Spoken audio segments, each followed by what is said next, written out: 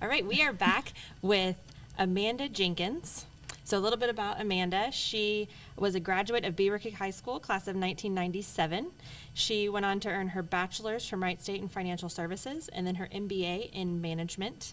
She previously worked for the City of Dayton as a financial analyst for Montgomery County Office of Management and Budget, and then she worked at Wright-Patt Air Force Base as a program manager for about 12 years. She earned her Series 7 previously. She carries her real estate license, but it's currently escrowed. And she is a wife to Joe, who is a new Beavercreek Township Trustee, and she's mom to Junior and Gabe. She's currently on the Beavercreek Chamber of Commerce Board, and she is on the greeting team at Be Hope Church in Beavercreek. And she is a former Fish Food Pantry board member. And when she is not doing all of that, she lives on the Jenkins family farm and raises 62 chickens. In November of 2024, she was named as acting Greene County Treasurer after being appointed by the Greene County Commissioners, and where she held that role for about a month. And now she is running to get that role again in the primary on May 5th for Greene County Treasurer. Welcome, Amanda. Thank you. Yeah, so that's All a of pretty that. impressive resume. Nothing like hearing all the things you've done and accomplished, right? Right. I'm like, wow, that's a lot. Yeah. And you have such a financial background. Duh, you would run for treasurer. Like that, it just fits right into your resume. It really makes sense. And I don't know if a lot of people know, but when you're a treasurer, not only do you collect money from the different departments and then property taxes, but also you have to invest the money. So you got to understand the market. You got to understand economic trends. You got to know how to ladder your money. You have to move it into different bonds and all the things that the Ohio Revised Code allows you to invest it in. But you have to stagger it and ladder it so that when it comes due, and you can keep reinvesting at the higher interest rate. So it just makes sense. But once you understand all of that and you know that, that's a huge part of being treasurer. And I don't think everybody understands that part of it. Yeah. Yeah. So what made you want to run for treasurer? So after being appointed and then it moved to another person, I really was just happy raising my chickens and my family. The easy life, right? Yeah, the 62 chickens will keep you busy. And even in this like sub-below temperatures, I'm still walking out there every day. It's cold, but it's worth it. But Charlie Kirk, it came about Charlie Kirk's his death, and you kept seeing all of these different reels popping up, and I every time I scroll through social media, there's something come up, and it always seemed to be this one where he's like, hey, if you want to make a difference in your community, if you want to make an impact, you have to get involved in your local government, and it's not going to be easy, and it's not necessarily going to be fun, but you're going to make a difference, and you have to start somewhere. And I'm like, Charlie, stop talking to me. Like every time, I swear it was that same one. Right. And I was like, you know what? So I talked to Joe and I prayed about it because my faith is huge. And I'm like, I think I should give this a go. I was like, my community deserves me to be in that role because I understand what it's going to take and what it needs, and I have the experience, and it would just be an absolutely perfect fit. So that's really why I'm running. Yeah. Yeah. And so you're running as a Republican. Yep. So it will be a primary. Mm-hmm. So that's kind of your big race to move on to then the general in November. Correct. So even if you win in May, you don't become treasurer. No. And then if I win the primaries in May, and then I go on the ballot for November, and if I win in ballot, I don't even take office until September of 2027. I Oh, think wow. that's so weird. Yeah. That's Yeah. a delay start, isn't it? Well, the treasurer's office, I don't know if it applies to the auditor's office too, but it's a different start date than a lot of the other elected officials. They usually start like the 1st of January, Yeah. and ours is in September. Yeah, I'm friends with Montgomery County Treasurer John McManus. Oh, he's so great, isn't he? Yeah, and I helped him get elected in 2020, and I remember that he didn't take office until like Delayed. September of 2021, and Yeah. yeah, It's so it's kind of like, significantly delayed. congratulations, now wait. Hurry up and wait. Yeah, right? That's the famous saying. Start working on your training now, so Yeah. you're ready when you get in there. Yeah. Yeah. So for the people that are voting and they think, oh, the treasurer's office, they just like pay the bills. Can you give, I know a little bit of, you've talked about it, but can you give an insight on like day to day, what does a treasurer do? Yeah, so we have the counter. So if people want to come in and pay their taxes, typically they'll just go to one of our very friendly, very kind Clerks. Yes, clerks. And you make a payment. A lot of times it's inter-office, or that's like processing from different departments. If like, I don't know, like animal control has taken in money, then they have to come and pay it in. So we act as the bank for the county. And really when the payments go out, that goes out of the auditor's office. So we're just collecting the money. And then every day we have to take it to the bank and deposit it, and then we have to manage our investments. So when investments come due, you have to look at what you've got. You've got to reinvest them in the best rates that are out there. Because passive income is so huge, and it's like you don't want to burden your taxpayers, right? Yeah. It's like we get taxed on everything, and if the treasurer's office can at least help some, take away the burden from our citizens, like. I Yeah. want to do as much as possible. One of our big things here is the abolish property tax movement. And everybody that we talk to and we get recognized, like, you're the two girls that talk about the property tax movement, right? And so the treasurer's office doesn't set those amounts. No. They just have to collect. So you're kind of Correct. like the bad guy. Yeah. Well, but we have a great team, and we work with people that are having, a situation or can't pay their property taxes. And really, if it were up to me, I would keep every person in their home. Like, if it's their home, they deserve to live there. They deserve to be there. So we can work out payment plans. We can set things so that they get to stay in their houses and it doesn't go to like a sheriff's auction or something. So, we have a lady in there that takes care of all of our payment plans. How many people work in the treasurer's office in Greene County? About. I think there's four clerks, and then we've got our investment person, and then we've got Christy in the back that does the payment plans, and then the treasurers, and then we can also have a deputy treasurer as well. I know Okay. McManus, in Montgomery County, it's huge, right? Yeah, so, Yeah. so it's relatively small. Yeah, Office. it is a smaller office, yeah. Yeah. And then do you also do anything with like the county budget? That's a great question. Okay. We'll edit we can that. We can edit that I out. was like, I don't know. I know that they do, but I don't know to what extent that they're involved in Yeah. making these changes. And I know there's multiple boards that you have to be a part of that do create limits and amounts and budgets, but I don't know what part of the treasurer's office has to be involved in all that yet. So I know in Montgomery County, they're part of like the land bank. Mm-hmm. Is there a land bank for Greene County? I don't know. Oh, okay. We'll Cut edit that. all of this. Yeah. So this is the stuff I just got to touch on when I was there I went to the conference out in Columbus, and we just started touching on all this stuff. And then Hold on. Let's do that for real.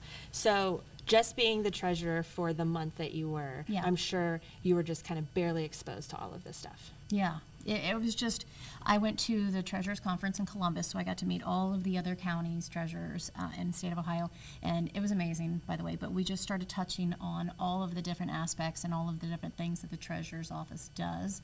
And, some people pay for investment services, some people pay for somebody else to manage their taxes and their issues that they're having with the tax situation, and but I haven't gotten to go deep into everything that we've done right now because, Yeah. again, it was temporary. It was just an intern position, so it was only for a month. And Yeah. the first week I was not even in the office at all, and then by the third week, You're kind of doing the transition. Slowly start to move out, yeah. So, Yeah. Okay. And I feel like Greene County used to be a relatively small county, but now it's really booming, especially Beavercreek Township, with all of the farms that are being sold and all of the new development going in. Yeah, I would say we're around like 170,000 now Which in is Greene County. Crazy. Yeah. So while it's not as big as Montgomery County or Franklin County, it's still growing. Right. And so I feel like the treasurer's office really is an important role in that growth for Greene County. Oh, definitely. Yeah. Yeah. Okay, so we talked about your faith being really important to you, and you're a member at Be Hope. Mm-hmm. Can you kind of tell us what you do there and why you like it? Yeah. So Pastor Brad Thompson is the pastor out there, and he is just energetic, and he's got a different perspective, and I think he meets people where they are, and his leadership, and then all the other pastoral leadership is just really solid out there. Yeah. We're gonna have to edit. How long have you been a member there? Oh, I don't know. gosh, 4 years probably. We've been going out there. Joe and I have started attending. We started attending just to get a feel for it, and then we were like, okay, we're going to become members. And then we're like, let's get involved. Like, we're going to be active members. That it's always like the progress, right? You're like, you can't just sit by and like watch. Joe and I cannot just sit by and just like watch things happen. We're like, we should get involved. We should have some kind of involvement in this. Yeah. And then, we became friends with like the Thompsons, and they're just absolutely incredible people. And it makes you want to do more. And the way that they serve their community is really, it's amazing. Yeah. I hear all kinds of good things about that church, and then it's always recommended on like moms groups and things on Facebook, right? The Beavercreek Moms Group, Yeah. So you guys, you and your husband Joe, come from like a small business background. Can you talk a little bit about that? Yeah, so when we were dating, we started our first business, and it was Jenkins Community Development. And Joe was still working his job, and then I was working at the base full time. And he's like, we should start doing real estate. And I was like, okay, sounds great. Let's go buy some properties. Yeah. So we ended up buying a couple of properties, like these tiny little bungalows, and we renovated them, and then we started renting them out. And then I was like, oh, Joe, there's this property right now that's going up on auction. It's in Beavercreek. And I was like, it's my dream house. And he's like, what? And I'm like, we have to have it. 'Cause we were living in Kettering at the time. And he's like, okay, well, if you think we can do it. And I was like, I know we can do it. So then we bought this foreclosure in Terra Falls. It really is my dream house. It was beautiful. Yeah. I hated to leave it, but I love the land that we live on now. But yeah, so that was the start of our real estate stuff. And then as he started, redoing tile and doing windows and wood, and then we had our guy Ronnie coming out and helping us. Joe he loved it, and he started to really get involved. And when we renovated our big house, I call it the big house, but my dream house, he got so much experience, and he's like, I love this. I meant to do this. And I was like, go for it. Like, you want to be an entrepreneur, like we have this business and we're using it, in a smaller way. But now I was like, let's make it a big part of who we are. I was like, go for it. I got us, right? Because you always need a safety net, because it's kind of scary to just walk out and take a risk. True. So I was like, let's do it. So he started working part-time at his job, and then he started doing the renovation stuff on the side part-time. And then he took the leap of faith one day, and he hired on Ronnie full-time, and then he started working it full-time and just started renovating houses, doing people's bathrooms, kitchens, basements, whatever. I feel like every house in our neighborhood back there had they were at our door like, hey, can Joe come over and look at this thing for me? And Joe's like, yeah, I'll be right there. 'Cause, he's like the nicest guy ever. He was like, my tree fell down. And Joe's like, I'll be right there with my chainsaw. Just hold on, buddy. And I'm like, hey, dinner's ready. Yeah. He's like, I'll be right back. I remember when he was on our podcast talking about how you guys would pull in from dinner, and there would be a neighbor like, hey, can you come and quote my bathroom? They would. And I was like, babe, like, I get that we want to help people, but there's also, we have to draw a line. Like, family time, it has to be family time. Yeah. But it was great that we can help all the people, so that was nice. But he started being really successful at it, and then we acquired some properties, and then we started another company. So then we did the Jenkins CD LLC, so we moved a real estate into that company, and then we did the other one to an S Corp. So we're running the construction business out of the S Corp. We have the LLC as our holding company. And then we bought the farm. So now we have the farm doing stuff because, we lease out the cornfields and sell eggs. I really wanted to get into the sourdough, but I haven't pulled the trigger on that. Yeah. God, I've been trying for 2 weeks to get a starter going. Oh, your starter's I'm not making taking off? hooch. That's it. I don't understand. It's not doubling. I've given up the last 2 days, and I'm probably going to pick it back up. Yeah. I have a friend, and she started it, and she's amazing. She makes all this beautiful sourdough, and her discard, she makes cookies. And I was like, you should give me a starter. She was like, are you going to do it though? And I was like, probably not. Do you have any other animals on your farm besides the chickens? Not anymore. So when we first bought it, I think Joe bought donkeys before we even finished before we could even move into the farm. So we used to have 2 donkeys, we have 3 heifers and a bull.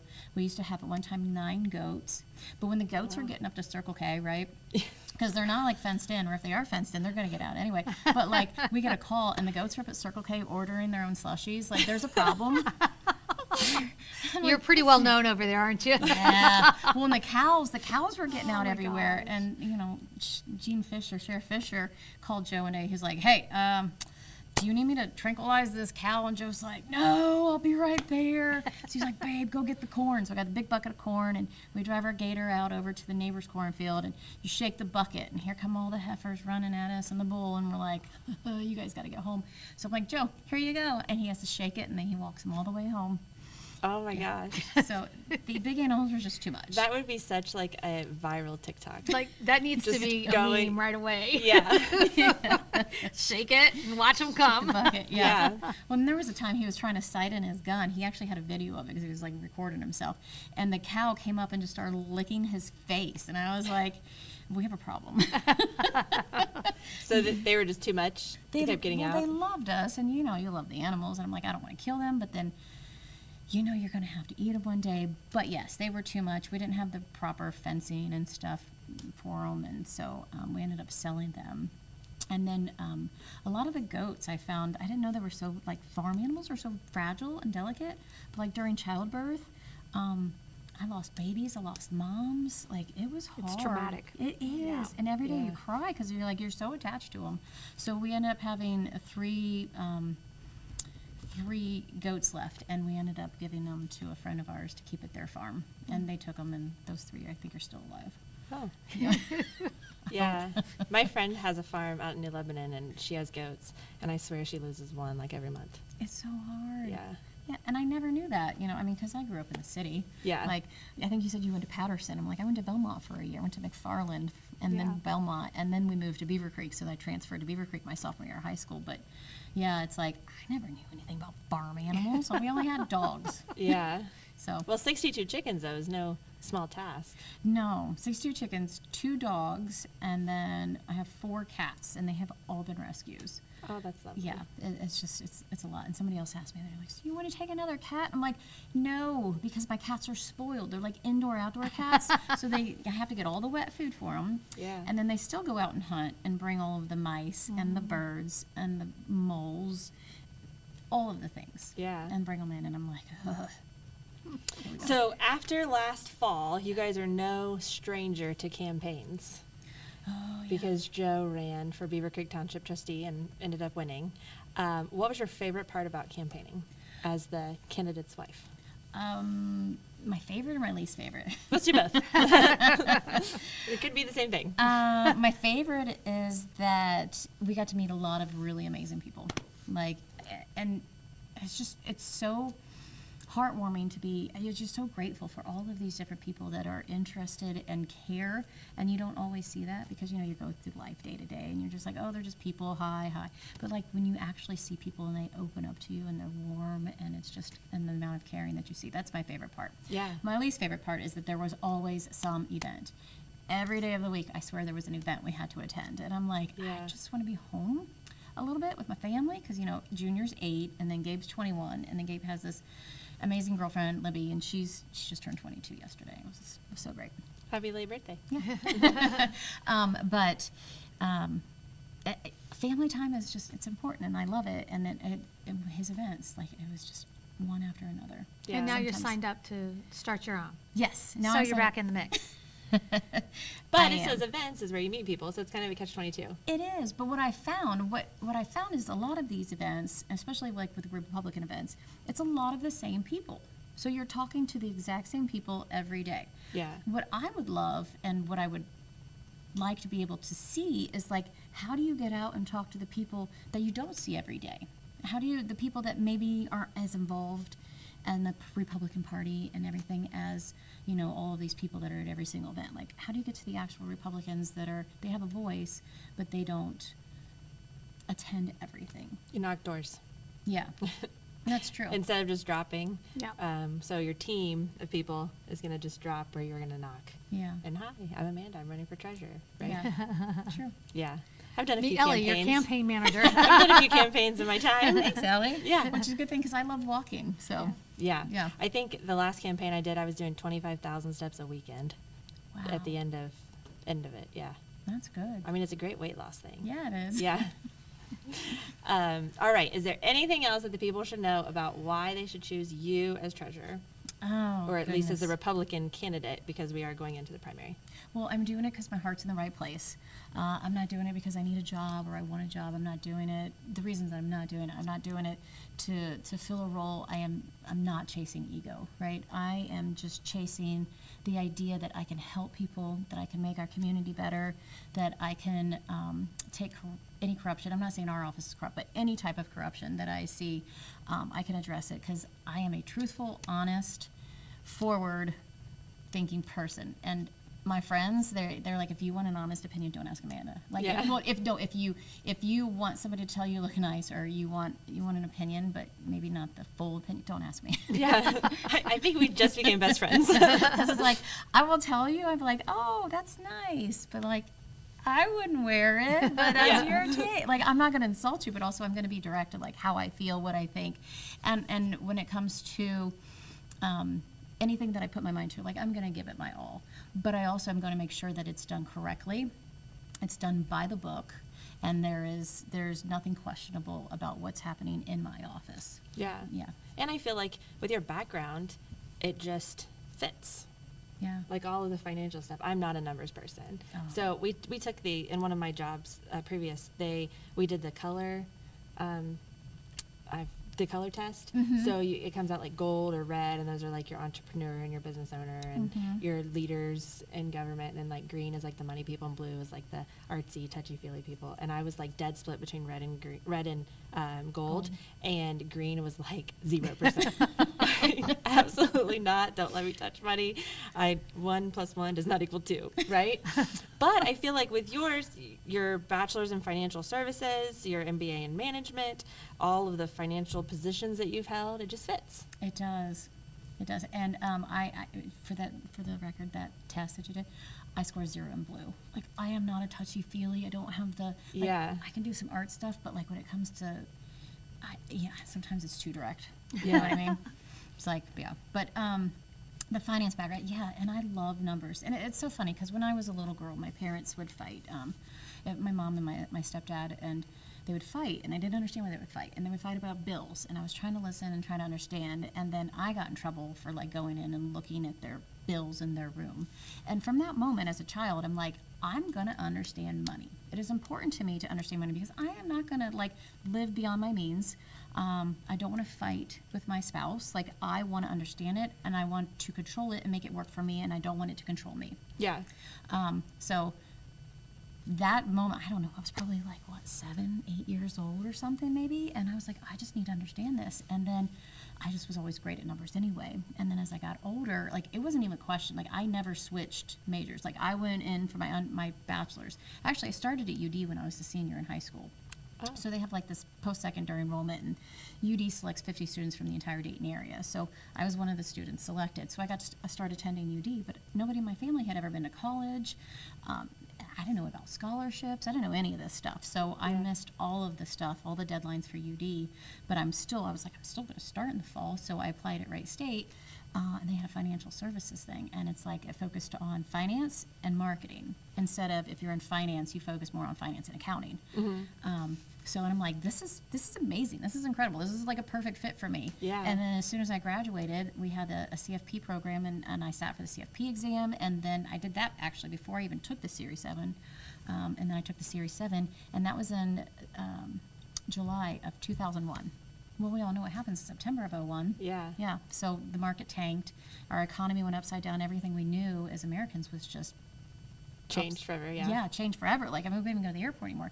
And I was still a very young-looking 22-year-old, and it's like, who's going to take financial advice from you? And I'm like, you should. Like, I have your best interest in the heart and in I've been mind. doing this Yeah. since I was 7. Yeah, I'm like, this is my calling. I know Yeah. it. So I started with a small financial firm, and then I went through some banks and stuff, and that's even before I got to the city, because I didn't get to the city till, gosh, I was in my 20s. So I still had some more history behind there, and yeah, it's just like I've always known. And some people don't do this, but like in my spare time, sometimes I would just create spreadsheets for fun. I didn't know everybody didn't do that. I was like, seems fun to me. Yeah, you're letting your nerd show. But that's okay. So if you want to find out more about Amanda or help her campaign, how do people find you? Are you have a website? Are you on Facebook? I'm on Facebook. It's Amanda Jenkins for Treasurer. I have a Venmo that you can, I don't know the name of it right now. But I'm sure the link is on your Facebook somewhere. Yeah. Okay. Yeah. People can watch for you at events that are coming up.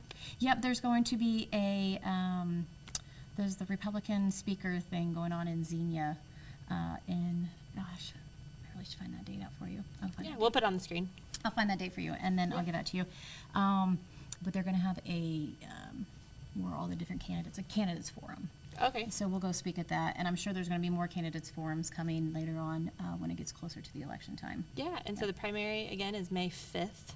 If you're in Greene County, all of the county votes for, as long as you're a registered Republican, or you get to pick in the primary, then they can decide that they want to vote for you. Yes. For treasurer to go on and then be the Republican candidate for the treasurer in November. Correct. Yeah. Yeah. Well, thank you for joining us. Thank I feel like we you. got to know about you. I'd like some eggs Oh. from your 62 chickens. We could have had her bring in a couple of dozen today. Yeah, they're delicious, and they're all different Yeah. colors. You'll love them. Yeah. Thanks for coming in. You're welcome. Thanks for having me, guys. Thanks for joining us today on the Real Tea Podcast. If you enjoyed the knowledge and entertainment today, please subscribe and share with your friends. We will be embarking on a journey that bridges the gap between realtors and clients, uncovering the heart and tea of real estate.